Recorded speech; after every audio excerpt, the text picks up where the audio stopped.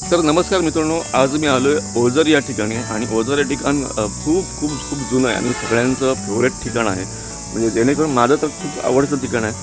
आणि इथे काय आहे तर इथे आहे ब्रह्मानंद स्वामींचं समाधी मंदिर आणि जो शिवकालीन भुयार मार्ग होता तिथून छत्रपती शिवाजी महाराज यांच्या किल्ल्यावरती सिंधुदुर्ग किल्ल्यावरती जो भुयारी मार्ग जातो तो पण आहे. तर दोन्ही पण ठिकाणी तुम्हाला दाखवणार आहे. जर तुम्ही या ठिकाणी कधी आलास तर या नियमांचं पालन तुम्हाला नक्की करायचं आहे.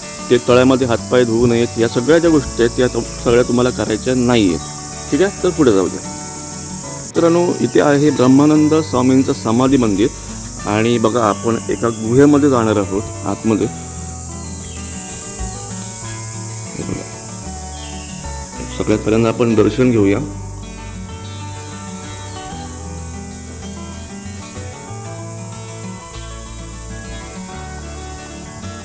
ते मूर्ती वगैरे ठेवलेले आहेत आणि आवाज बघा माझा जो घुमतो इथे, कारण आपण एका गुहेमध्ये आहोत.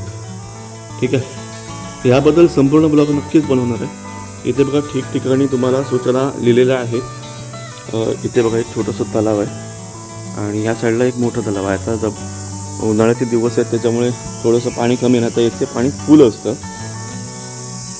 आणि मित्रांनो, हीच ती गुहा आहे जी सिंधुदुर्ग किल्ल्यावरती जाते. इथून जो पूर्ण मार्ग आहे तो सिंधुदुर्ग किल्ल्यावरती जातो असं सांगण्यात येतो. मित्रांनो, लहान असताना आमच्या शाळेचं वनभोजन इथे यायचं आणि खूप आम्ही एन्जॉय करायचो. खूप जुन्या आठवणी जोडलेल्या आहेत या जागेबद्दल आणि खूप शांत असं ठिकाणी बघा. आता जरी इथे राहिलो ना शांत, तरी पक्ष्यांचा आवाज वगैरे तुम्हाला येत असेल. चला तर मग भेटूया अजून एका अशाच नवीन व्हिडिओमध्ये. तोपर्यंत बाय बाय.